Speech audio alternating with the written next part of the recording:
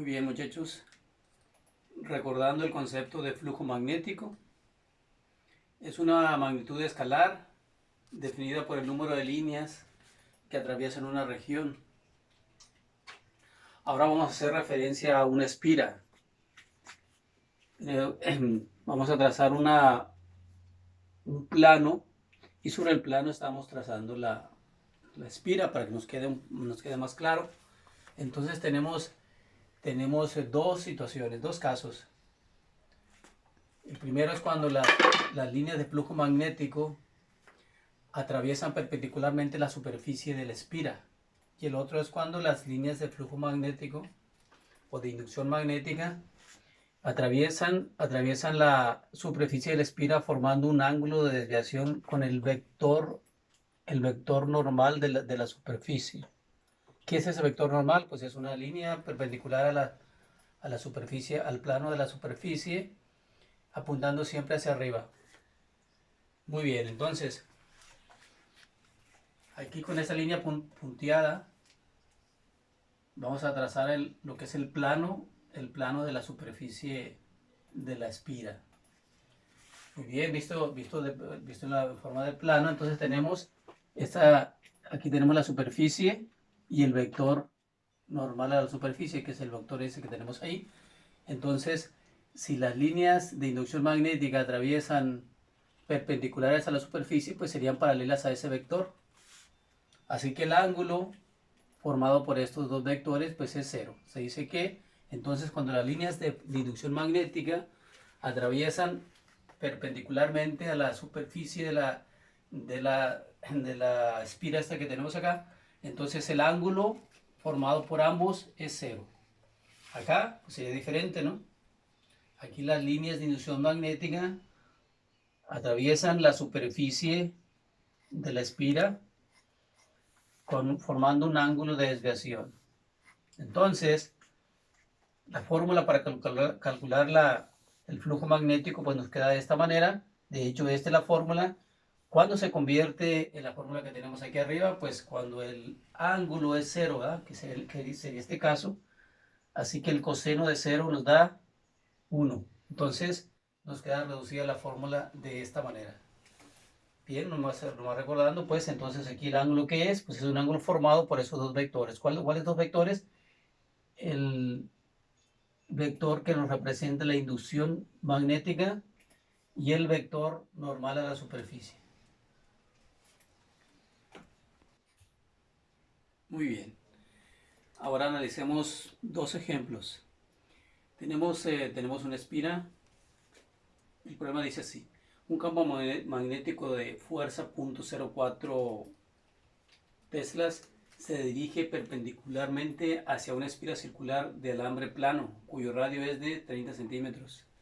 Encuentra el flujo magnético a través del área encerrada por la espira. Entonces tenemos aquí un dibujo. Vamos a trazar un plano, pues para que nos quede más claro, digamos, lo que es, cómo está ubicada la espira. Entonces, un plano y trazamos una línea perpendicular. El vector normal al plano siempre está dirigido hacia arriba. Es una línea perpendicular. Ahí dibujamos la espira como si estuviera sobre una mesa. Bueno, y el problema dice que el campo magnético, la línea de fuerza magnética o de inducción magnética atraviesan perpendicularmente a la espira. O sea, con un ángulo recto de 90 grados, o sea, perpendicularmente a la espira. Lo que quiere decir que esas líneas de inducción magnética son paralelas al vector normal a la superficie. Bueno, entonces, así quedaría el dibujo. El área encerrada por la espira, pues le llamamos ese es el área encerrada por la espira. Muy bien, entonces tenemos la fórmula para calcular el flujo magnético, pues es esta.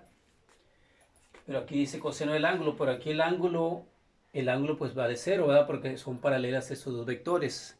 Acuérdense que este ángulo θ es formado por el vector superficie y el vector de inducción magnética. Entonces, aquí como son paralelos, pues vale cero, ¿no? Aquí sería coseno coseno de 0 pues es 1, entonces la fórmula queda resumida de esta forma, ¿no? Entonces es simplemente multiplicar el vector de inducción magnética por la superficie formada por el aro.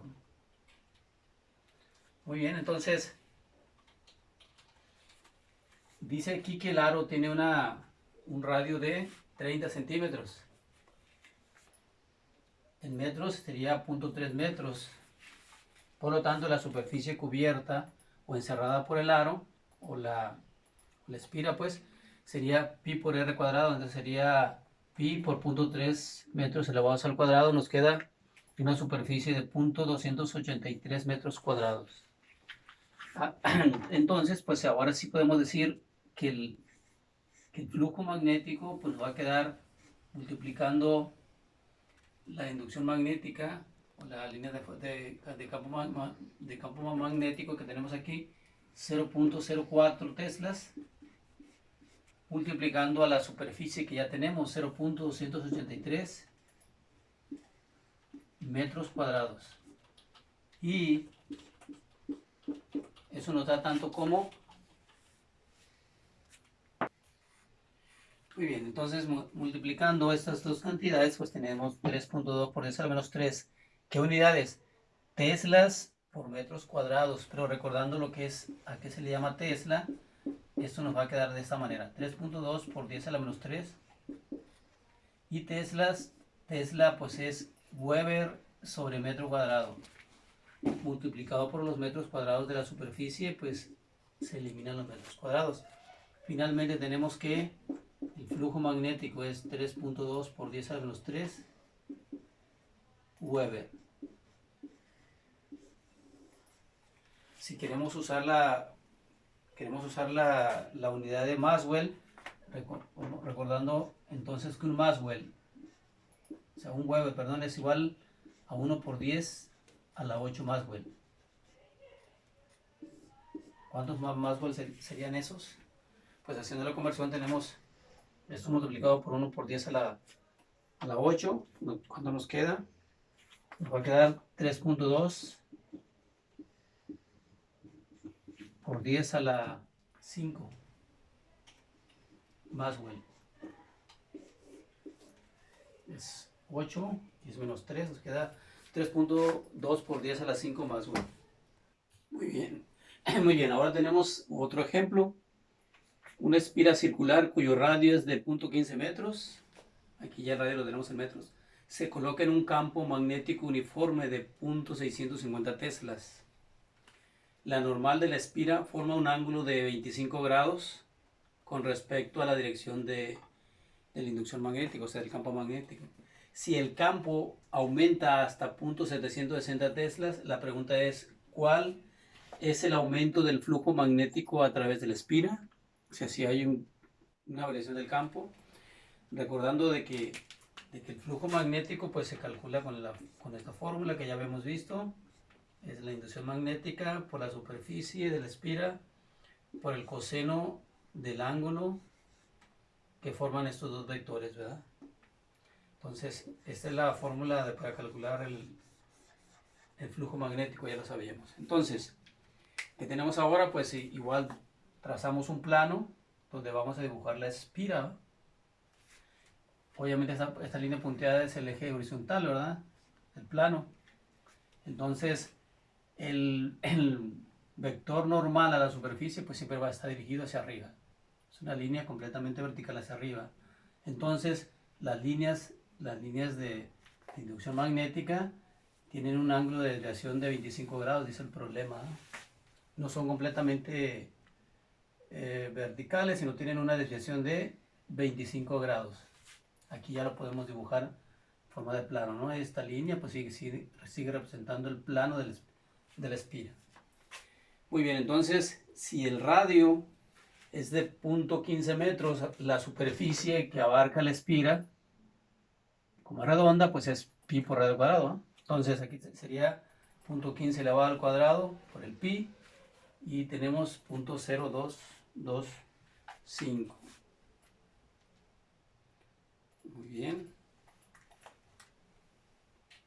Por pi Aquí hay un pequeño error. Aquí hay un error. Aquí hay un error, muchachos. Aquí esto falta multiplicarlo por el pi. Así que realmente es 0.0707 metros cuadrados. Bueno, entonces como nos están pidiendo cuánto aumenta el flujo magnético, ¿cómo se calcula un aumento? Pues tendríamos que saber cuál es el flujo magnético final y el flujo magnético inicial. ¿Cómo lo vamos a calcular eso? Pues es que tenemos dos campos, ¿no? El campo dice que tenemos, al principio vale 650 teslas y aumenta hasta 760, así que este sería campo inicial, el valor del campo inicial y el valor del campo final. Con esos dos datos vamos a calcular los dos flujos, ¿no? El flujo inicial y el flujo final.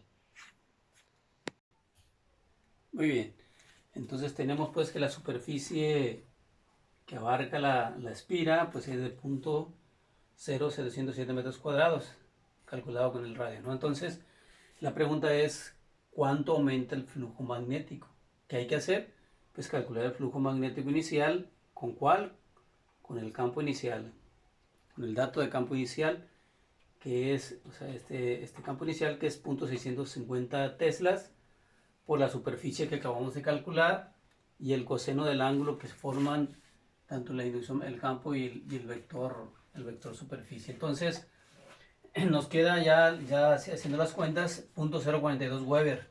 ¿De dónde salen los Webers? Bueno, entonces saben, recordando que Tesla pues es Weber sobre metro cuadrado, entonces ya al multiplicar por metros cuadrados se cancelan los metros cuadrados y pues nos queda 0.042 Webers el flujo magnético inicial. El final lo obtenemos exactamente igual, lo único que varía es el valor del campo magnético, ¿no? Aquí era 6.650, aquí va a ser 0.760, todo lo demás es igual y nos queda 0.049 Webers. Así que tenemos un flujo magnético inicial de 0.042 y un flujo magnético final de 0.049. ¿Cuánto aumentó entonces el flujo magnético?